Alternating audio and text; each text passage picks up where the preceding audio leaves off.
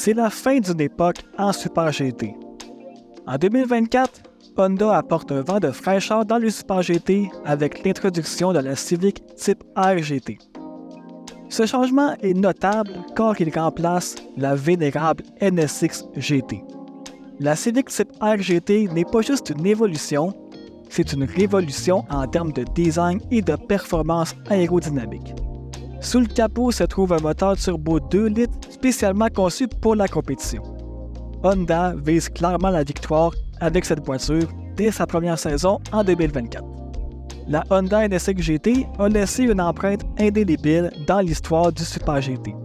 Depuis son introduction en 2014, la NSX GT s'est basée sur le concept car qui est devenu la nouvelle Honda NSX en 2015. Cette voiture de course a été conçue pour répondre aux nouveaux règlements qui imposaient de conserver la carrosserie d'origine avec seulement certaines modifications autorisées. Revenons un peu dans le temps. La première version de la NSX GT, utilisée de 1997 à 2009, s'est révélée être l'une des voitures les plus performantes de la série. Elle a décroché 36 victoires et 45 pole positions, consolidant sa réputation de force dominante dans le GT500.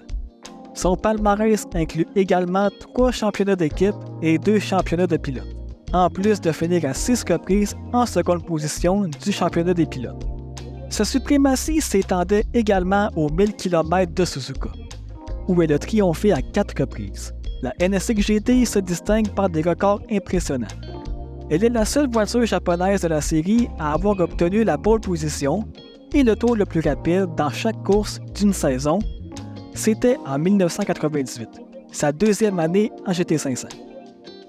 Elle détient également le record du nombre de victoires consécutives sur 6 ans et est la première à avoir remporté le championnat avant la course finale de la saison. Une prouesse qui souligne son statut emblématique dans l'histoire du Super GT.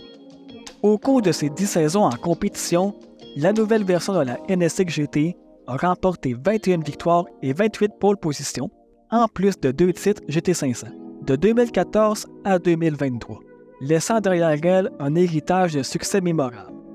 En tout, Honda a remporté un total de 58 courses GT500, 5 titres de pilote et 6 titres de constructeur GT500 jusqu'à la fin de la saison 2020, l'année de son dernier titre.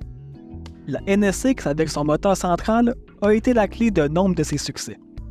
Bien que Honda ait également connu le succès avec des voitures à moteur avant, notamment avec la version de 2020 à moteur avant, construite en parallèle avec les réglementations Class 1 qui étaient dans le but d'unifier le DTM et le Super GT. Ces statistiques témoignent de l'importance de la NSX dans le GT500 et de l'impact qu'elle a eu sur le Super GT. Pour contextualiser le remplacement de la NSX par la Civic, plusieurs raisons sont évoquées. Tout d'abord, Honda a choisi la Civic Type R GT comme fondement de sa nouvelle voiture de course, ce qui peut surprendre les fans du GT500 et du Super GT en général. Cette décision marque un changement par rapport à l'utilisation antérieure de la NSX, une supercar désormais abandonnée par le constructeur. Honda décrit la Civic Type R GT comme une machine de course dédiée, avec un moteur turbo 2 litres spécialement développé et des améliorations aérodynamiques sophistiquées. La Civic Type R GT adoptera également une configuration à propulsion arrière, se détachant de la conception à traction avant du modèle Civic Type R normal. En termes de comparaison directe, bien que la Civic Type R et la NSX partagent plusieurs similitudes, notamment l'utilisation d'un moteur 4 cylindres de 2 litres, une exigence réglementaire, il existe quand même des différences notables. La NSX GT était basée sur le modèle routier NSX qui utilisait un V6 biturbo électrifié de 3,5 litres, produisant 602 chevaux dans sa version type S. En revanche, la Civic Type R GT, bien que basée sur un véhicule plus humble, a prouvé sa compétence, établissant des records sur des circuits comme la Nordschleife et Suzuka. De plus, les GT500, y compris la Civic Type R GT, sont techniquement très différentes des voitures de série dont elles portent le nom et la silhouette, étant des prototypes partageant une monocoque de carbone et propulsé par un moteur turbo 2 litres positionné à l'avant. Avec l'arrivée de la Civic en Super GT, Honda cherche non seulement à continuer cet héritage, mais aussi à ouvrir un nouveau chapitre en adaptant son approche de la course pour rester à la pointe de la compétition en Super GT. Sur ce, je vais vous laisser sur un montage qui retrace l'histoire de Honda et de sa NSX en Super GT depuis son arrivée jusqu'à son départ cette année pour faire place à la nouvelle Civic et au futur de Honda dans le GT500. C'était Forziello, abonnez-vous, partagez, lâchez un j'aime et portez-vous bien. Ciao, ciao!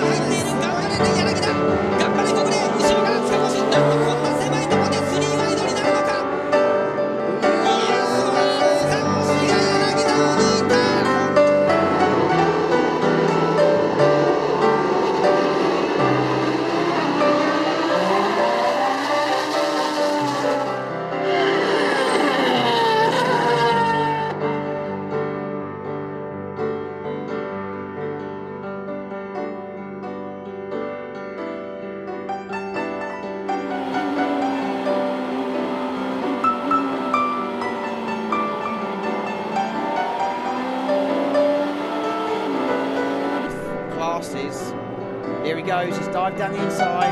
You see the brake dust pouring out of that NSX. What a good move. Has he got it done? I think he has. Kovalainen's trying to get the cutback.